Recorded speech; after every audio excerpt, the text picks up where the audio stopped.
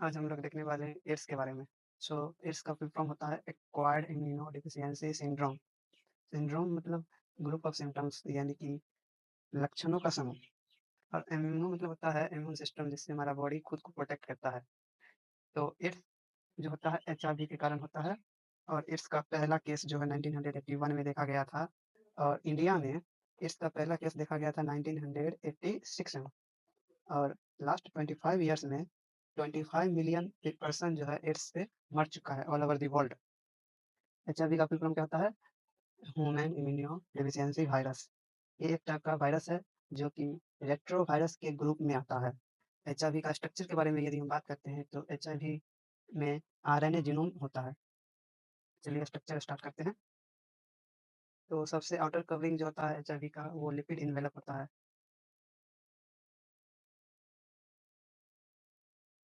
उसके बाद जो होता है दो कवरिंग होता है प्रोटीन का, प्रोटीन कैप्सिड का।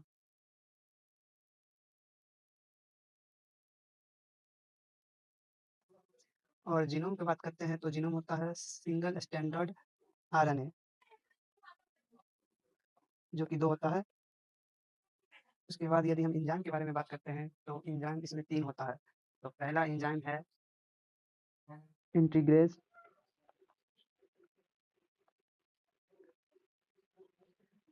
उसके बाद है रिवर्स ट्रांसक्रिप्टेज।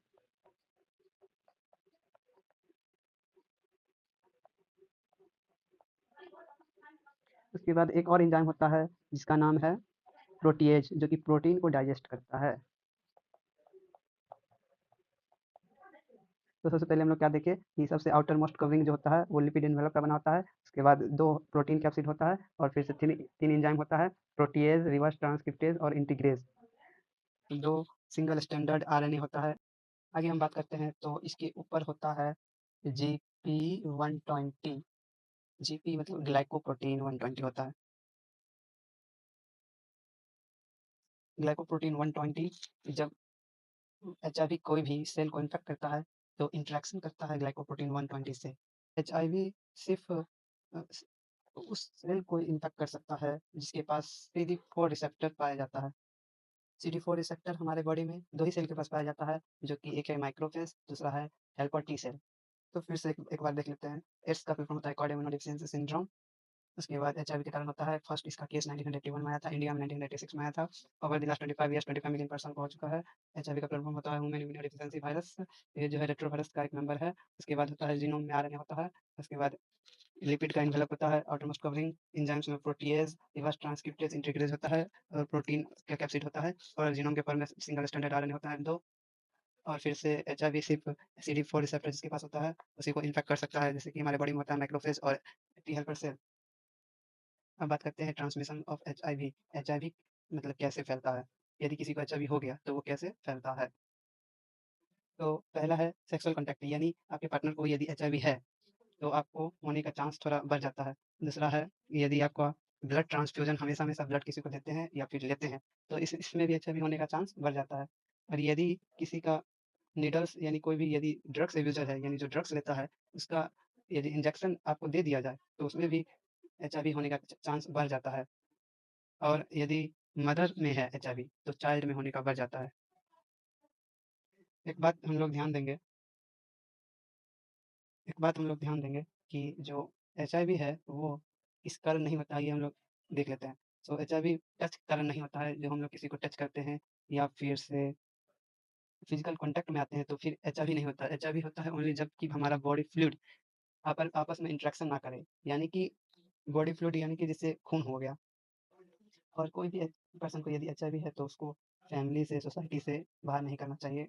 यदि किसी पर्सन को एचआईवी है तो उसको ये बात पता चलने में लगभग कुछ महीना से लेके 5 से 10 साल तक लग जाता है। इसलिए इसका इलाज मतलब पॉसिबल तो नहीं है, लेकिन इसका यदि शुरू में पता चल जाता तो पॉसिबल हो सकता था, कम हो सकता था। अब हम लोग देखने वाले हैं मैकेनिज़्म मतलब एचआईवी इन्फेक्ट कैसे करता है। पहले हम लोग देख चुके हैं कि एचआईवी पास GP120 प्रोटीन होता है, जिससे वो मैक्रोफेज या फिर टी हेल्पर सेल पे अटैक करता है। तो एचआईवी सिर्फ़ उसी पे अटैक कर सकता है जिसके पास CD4 रिसेप्टर हो। और हमारे बॉडी में सिर्फ़ मैक्रोफेज और टी हेल्पर सेल के पास ही CD4 रिसेप्टर है। तो एक देखिए, एक ये है एक मैक्रोफेज मैक्रोफेज में क्या होता है कि CD4 रिसेप्टर होता है, CD4 रिसेप्टर, और जब एचआईवी आता है तो एचआईवी का GP20 और मैक्रोफेज का CD4 इंटरेक्शन करता है। और जब भी ये इंटरेक्शन होता है तो प्रोटीएज एचआईवी में होता था, वो क्या करेगा, प्रोटीन को डाइजेस्ट कर देगा। ये प्रोटीन है, इसको डाइजेस्ट करके हटा देगा, और बच गया क्या, सिर्फ सिंगल स्टैंडर्ड आरएनए। वो single standard RNA reverse transcription की मदद से डबल स्टैंडर्ड डीएनए में कन्वर्ट हो जाता है, जो कि एक वायरल डीएनए है।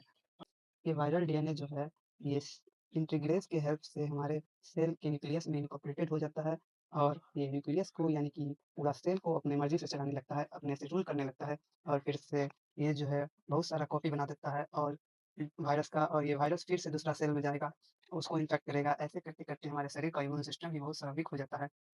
इंटर करता है हेल्पर सेल में, रेप्लिकेट करता है उसमें, और बहुत सारा वायरस बनाता है, ब्लड में रिलीज हो जाता है, और टी हेल्पर सेल को अटैक करता है। इसी कारण हमारे शरीर में टी हेल्पर सेल का मात्रा कम हो जाता है, और फिर से हमारा बॉडी वीक होने लगता है, और आप आस-पास में जितने भी पैथोजेन्स हैं, सभी हमारे शरीर को अटैक करते हैं।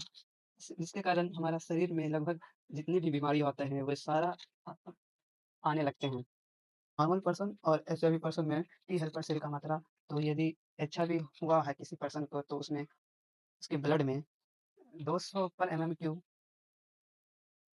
टी हेल्पर सेल का मात्रा आता है। यदि हम नॉर्मल में बात करें तो नॉर्मल होता है 1200 पर एमएम क्यूब। यदि किसी के शरीर में 200 से कम टी हेल्पर सेल है, तो एचआईवी होने का चांस ज़्यादा होता है कि उसको एचआईवी है। सो सिम्पटम्स देखते हैं तो एचआईवी कैसे पता चलेगा? सो एचआईवी जिसको हो रहेगा उसको सबसे पहले तो फीवर हो जाएगा, उसके बाद डायरिया हो जाएगा, उसके बाद उसका वेट लॉस हो जाएगा अपने आप, विदाउट एनी रीज़न, मतलब कोई भी पता नहीं चलेगा क्यों वेट लॉस हो रहा है, क्यों फीवर है, कोई पता ही नहीं चलेगा। और फिर 100% डिक्रीज़ हो जाएगा, जिसका हमारा इम्यून सिस्टम वीक हो जाता है, और पैथोजन अटैक करता है, जैसे कि माइकोप्लाज्मा वायरस, फंगस सब अटैक कर देता है हमारे एनवायरनमेंट में जितने भी हैं।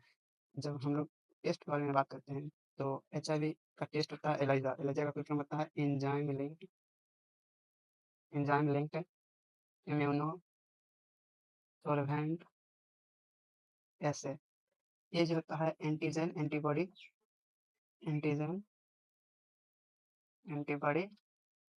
रिलेटेड होता है। कंफर्मेशन टेस्ट का यदि हम बात करते हैं कि कंफर्म हो जाएगा कि इसको एचआईवी है कि नहीं, तो वो है ब्लॉटिंग टेस्ट। एक वेस्टर्न ब्लॉटिंग टेस्ट होता है, जो कि कंफर्मेशन टेस्ट है एचआईवी का।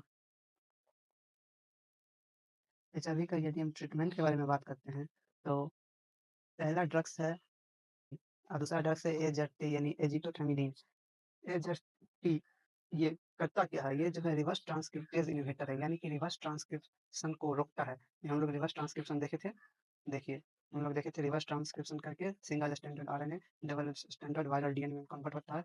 एजेटी क्या करता है? इसको ब्लॉक कर देता है। जब इसको ब्लॉक कर दिया तो सिंगल स्टैंडर्ड आरएनए आगे बढ़ नहीं पाता है, जिसके कारण एचआईवी जो होता है वो रुक जाता है, प्रिवेंशन हो जाता है। पूरा तरीका से छूट तो नहीं सकता, लेकिन यहाँ पे स्टॉप हो जा सकता है, और फिर कोई भी पर्सन को हम लोग और दिन तक जिंदा रख सकते हैं।